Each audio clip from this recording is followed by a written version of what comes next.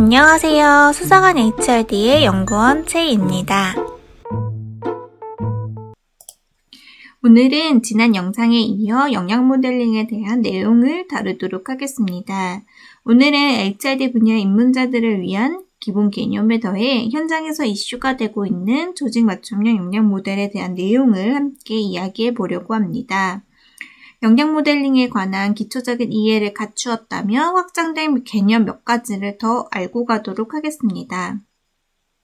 영양은 조직의 성과와 연계하여 고성과자의 행동 특성이나 태도를 의미하는데 실제 현장에서 쓰이는 말들을 살펴보면 직급별 리더십 역량 강화 교육이 필요해요. 전문 인력 영양 모델 개발을 계획하고 있습니다. 우리 조직의 핵심 역량, 직급별 역량, 직무 역량을 체계적으로 개발하겠습니다. 와 같이 땡땡 역량이라는 표현을 접하게 됩니다.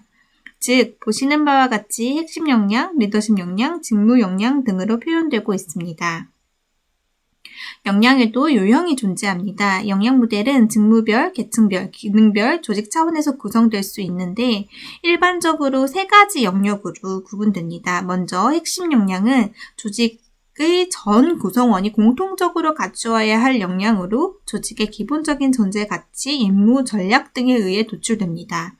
모든 조직 구성원이 공통적으로 보유해야 할 역량으로 공통 역량이라고 표현되기도 합니다. 리더십, 계층 역량은 조직의 효과적인 운영과 협력관계 구축을 위해 조직의 리더로서 혹은 해당 직급에서 수행해야 하는 임무로부터 역량이 도출이 됩니다. 따라서 이를 직급별 역량이라고 표현합니다.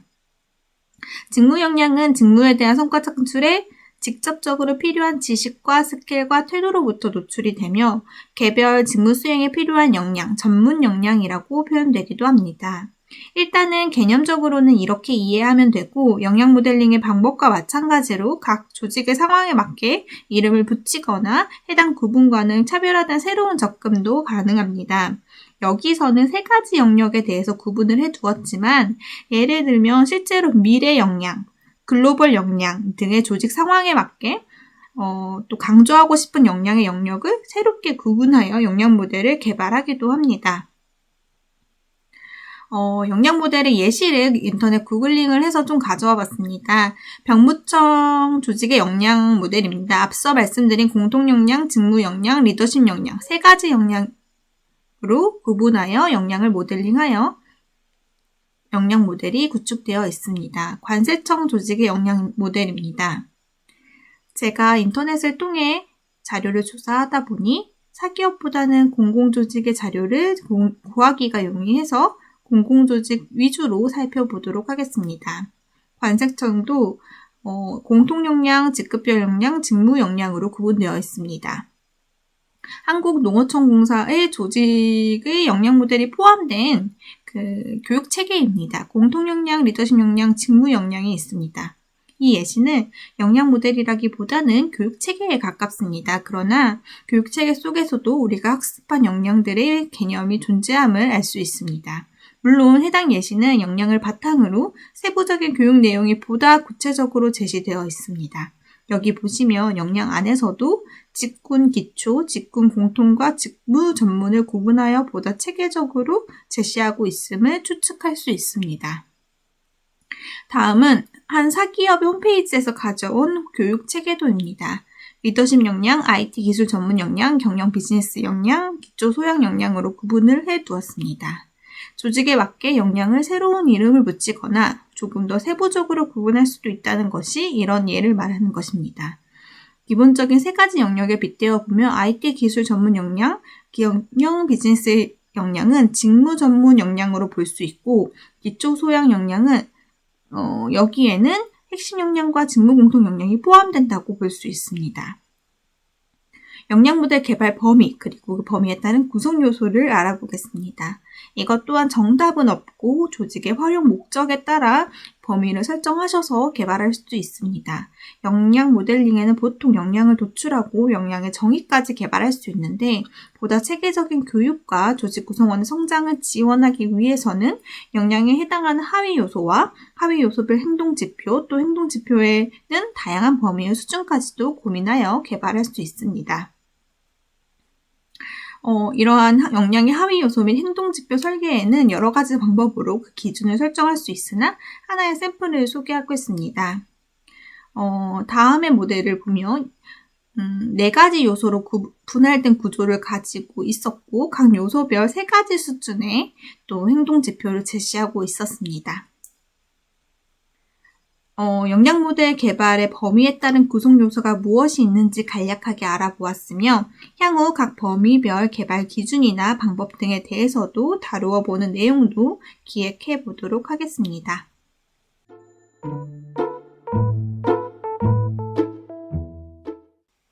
다음은 각 조직에 특화된 역량 모델 개발 방법에 대한 몇 가지 노하우를 공유하도록 하겠습니다. 실제 현장에서 조직 맞춤형에 대한 요구가 늘어나고 있습니다. 사실 과거 역량 모델링을 수행할 때 기존에 검증된 역량 모델, 역량 사전을 근거로 설문이나 인터뷰를 통해 빈도가 높은 역량을 도출하는 방법을 보편적으로 활용하였습니다. 즉 조직의 특성을 반영하는 것에 초점을 맞추기보다는 직급이나 직무에 따른 가장 기본적인 내용을 바탕으로 역량 모델링을 했다고 볼 수 있습니다. 따라서 역량 모델을 구축한 조직의 경우에도 시간이 지나 조직의 특성에 기반한 역량 모델을 보완하고자 하는 요구가 많이 늘어나고 있는 것입니다. 3가지 영역 중 리더십 역량과 직무 역량에 대한 조직 맞춤형 역량 모델 구축 노하우를 공유하려고 하고 먼저 리더십 역량, 즉 조직 맞춤형 직급별 역량 모델의 노하우를 알아보겠습니다.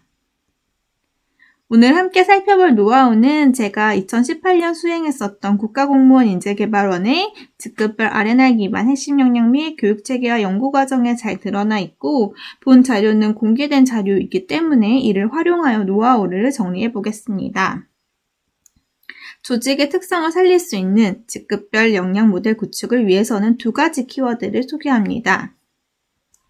직급별 역량은 직급에 따른 R&R 체계, 즉 그 직급에 따른 역할과 책임을 규명하는 R&R 체계를 수립하면 보다 체계적인 역량 모델을 구축할 수 있습니다.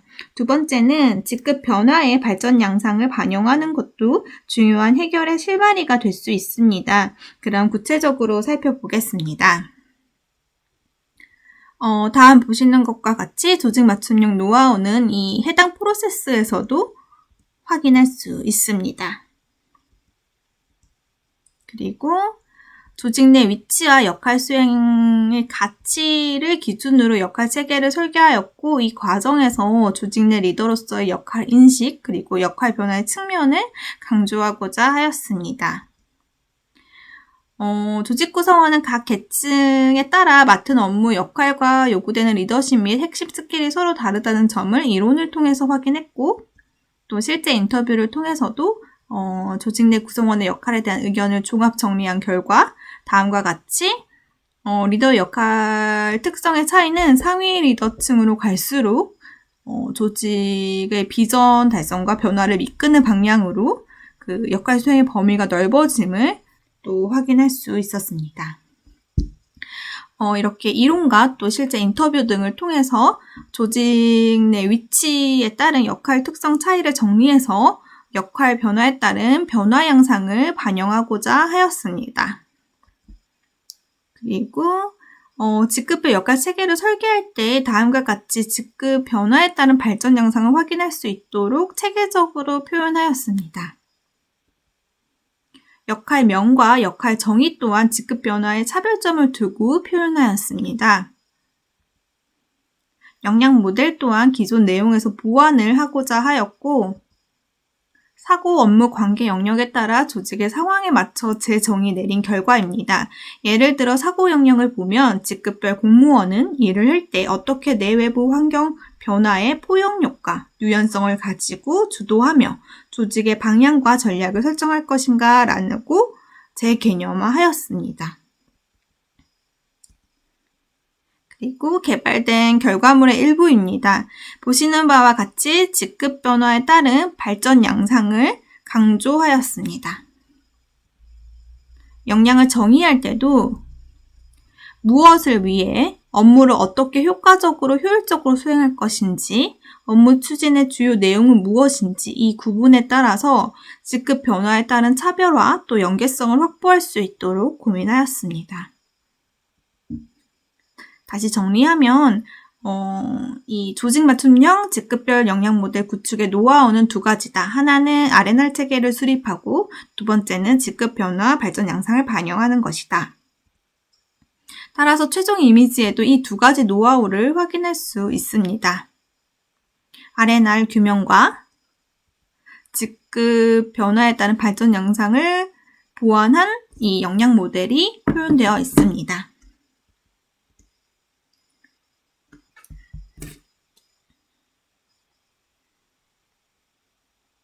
다음은 조직 맞춤형 직무 역량 모델 구축 노하우를 알아보겠습니다.